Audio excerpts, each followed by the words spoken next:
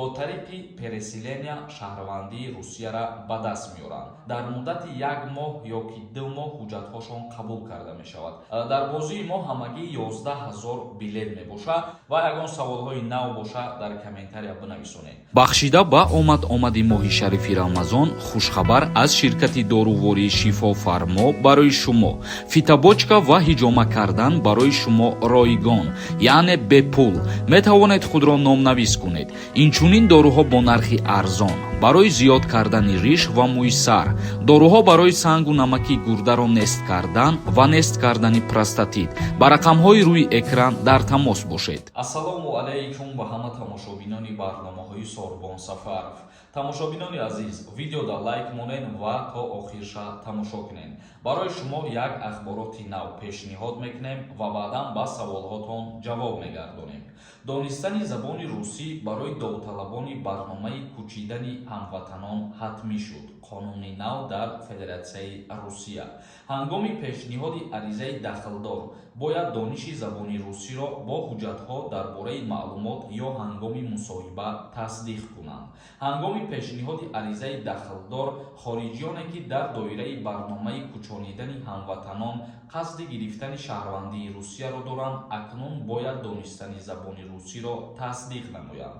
Тағйирот аз 1 январи соли 2024 қувваи қонунӣ пайдо мекунад. Дар ин санад гуфта мешавад, ки қабули дархост ба шарте сурат мегирад, ки довталаб забони русиро дар сатҳи кофӣ барои гуфтугӯи шифоҳӣ ва хатӣ дар муҳити забон аз худ намояд. Яъне чӣ хеле ки мо шумо медонем, бисёре аз шаҳрвандони ҷумҳурии Тоҷикистон, Узбекистон ва Қазоқистон бо тариқи переселения шаҳрвандии Русияра ба даст меоранд ва барои пешниҳод кардани ҳуҷҷатҳо оиди переселения кардан қайд намуданд, ки аз иҷа пас шаҳрвандони хориҷӣ бояд ҳатман забони русиро хуб бидонанд. Дар ин мавзӯъ қайд намуданд, ки дар ҳолате ки имтиҳон гирифта мешавад барои қабул кардани ҳуҷҷатҳо аз шаҳрвандони хориҷӣ гуфтугӯ пурсон карда мешавад. Яъне ки нависондани ариза бояд ки дар сатҳи баланд бошад ва гуфтугӯрам низ бояд дар сатҳи баланд бошад. гуфта мешавад, ки дар ҳолати надонистани забони русӣ ҳуҷҷатҳое ки пешниҳод мекунанд бекор карда мешавад ва барои кӯчонидан қабул карда намешавад.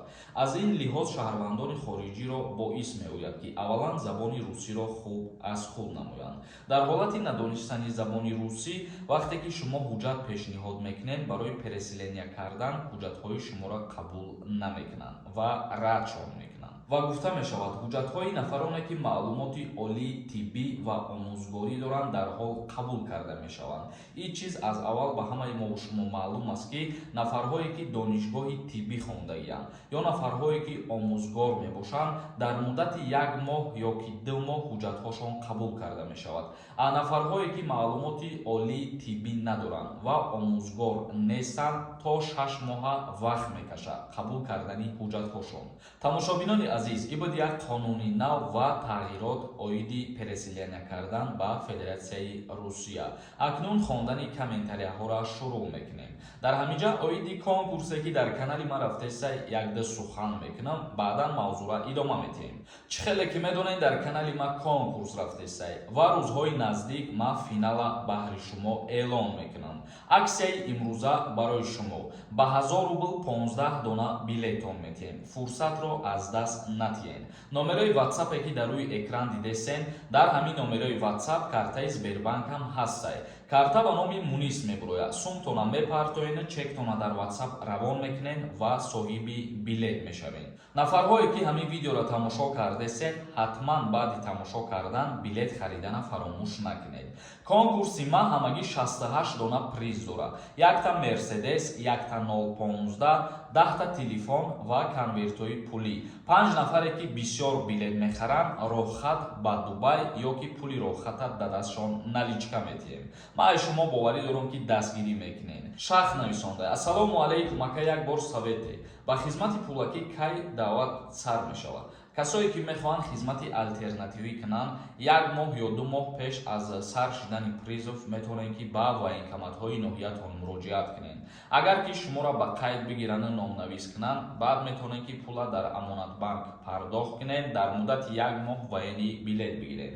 аз сабабе ки шаҳрвандо бисёр муроҷиат мекунанд барои хизмати пулакӣ яку якбора ҳамаро қабул карда наметавонанд. ниёзов нависонда: ассалому алайкум, ака ма бепатент бигардам 7 ё 8 моҳ. агар дар рейдҳо нағалтем дар аэропорт депорт мекунанд. як гапи дигаре ки дар аэропортам рейд кардан мумкина, ин чиза фаромӯш накунед. бозоров нависонда: ассалому алайкум, агар дар миёнаш грижа дошта боша хизмат мебаранд ё не? пешакӣ раҳмат. агар диск грижа дошта боша шаҳрванд аз даъват ба хизмати ҳарбӣ озод мебошад. азимов нависондай: ассалому алайкум, ака хуб астед? саломатитон хубай? оиде ки 2 фарзанд доштаи соли таваллудуш 1999 ба хизмат мебаранд ё ин ки не? дар ҳолате ки соли таваллуду 2000 ё 2001 2 фарзанд дошта бошӣ ба хизмат даъват намешавӣ. дима нависондай: салом бародар, чанд билет дар бозӣ? дар бозии мо ҳамагӣ 11000 билет мебошад. тақрибан 90% билетҳоро мо фурӯхтем. ба ҳамин хотир ман аз ҳамаи шумо хоҳиш дорам ки нафарои тамошо кардесен як бори дига ҳаракат кунед, билет бихарен, бениҳоят хуб мешавад. саторов нависондай: ака мара почам шикастагие, пластмас мондагиам. агар нигод нигзаронам хидмат, дар давлат кор карда метавонам. нафарое ки воени билети нигод нидорен ё ки дар ҳақиқат ягон беморӣ дошта бошед, агар чихеле ки ҳозир худат қайд кардӣ, дар мақомотҳои давлатӣ кору фаъолият карда наметавонед. давлатов нависондай: ака мара мигратсионка дар работа хат кашидагиам, патент накардам, метавонам бо граница гузарам патент кунам. ин карат ҳамира ҷавоб медодем.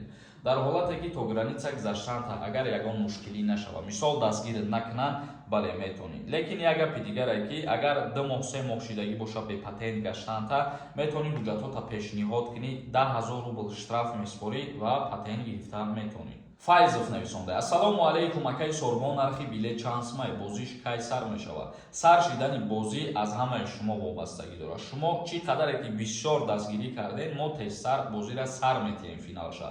а касое ки як билет хариданянд, нархаш 200 рублай. ба ҳамин хотир ба аксия билет бихарен, барои плюси шумоe. кулябец нависонда: сорбон брат, гапат надорам ба худо, гарани суханои ҳақ мезанӣ. қонунҳоро ай худат ёд гирифтам. раҳмат ба падару модарат шербача. ҳазор раҳмати калон нафарҳое ки моро ҳамин гуна суханои хуб мегӯянд ва моро тамошо мекунанд, бовар мекунанд. мо кӯшиш мекунем ки ҳеҷ вақт боварии шуморо нашканем ва доимо хизмати шуморо бикунем. давлатов нависондай: акаи сорбон ҳамин воени билети алтернативӣ қатӣ кори военӣ карда мешава ё не? илтимос ака ҷавоб диҳ.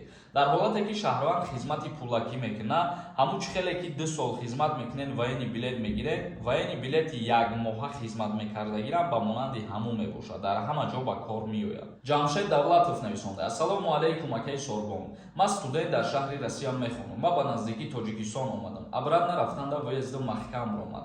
номи ман дар донишгоҳам рафтаест, намедонам ба кадом причина мара маҳкам кардиянд. ҳамира ман метавонам ягон хел роҳ ма ҳуй карда. дар ҳолате ки ҳозир дар ҷумҳурии Тоҷикистон қарор доштагӣ бошӣ, ба посолствои Русия дар шаҳри Душанбе муроҷиат мекунӣ ва кори тира ҳал мекунанд. садои ҷавонон нависонда: ассалому алайкум, ака саломат бошӣ. ман студентам Россияда, не ки академический отпуск гирифтагиам. то моҳи сентябра метавонам тобистон Тоҷикистон бе мушкилӣ бирам биём. бале метавонӣ. ҳамун ҳуҷҷатҳое ки ту академический отпуск гирифтагӣ бо худат мегирӣ, миёй, тамом, ягон мушкилӣ намешавад. андроид нависондай: даъвати баҳорӣ аз кадом сол то кадом сол? солҳои таваллуди 1996 то 2005 ба хизмат даъват мешаванд дар ҳамин призив, вале дар иҷа шумо моҳошам ба назар бигиред. матбубоев нависондай: салом акаи сорбон Сафаров, ака амнистия кай мешавад? амнистия ма чанд бора мегӯм ки то президенти Русия қонуна ба имзо нарасона, маълум намешавад. тамошобинони азиз, ба ҳамин навори имрӯзара ҷамъбаст мекунем. аз сабабе ки саволҳои охирони шумо оиди даъваткунӣ ба хизмати ҳарбӣ мебошад, мо нахостем ки барномаро идома бидиҳем, чунки мо дар ин мавзӯъ бениҳоят бисёр гапзадагӣ ҳастем, дастаточна ҳамаша фаҳмондагием. ва ягон саволҳои нав боша дар комментария бинависонед. то барномаҳои оянда, худованд ҳамаи мо ва шуморо нигаҳбон бошад.